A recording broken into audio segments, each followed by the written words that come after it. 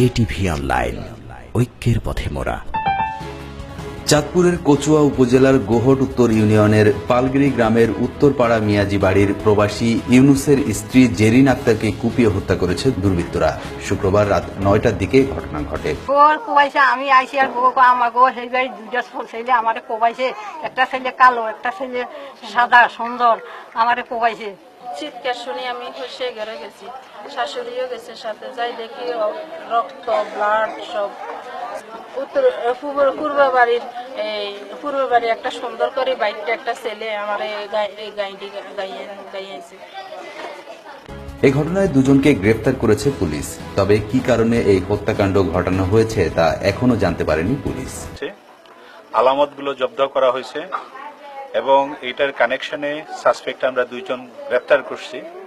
যারা খুন করতে আসছে তাদের লক্ষ্য এখনো আমরা ঠিক এখনো পর্যন্ত আমরা ঠিক সেভাবে নিশ্চিত হতে পারিনি যে হত্যার মূল রহস্যটা কিসের জন্য এবং কেন।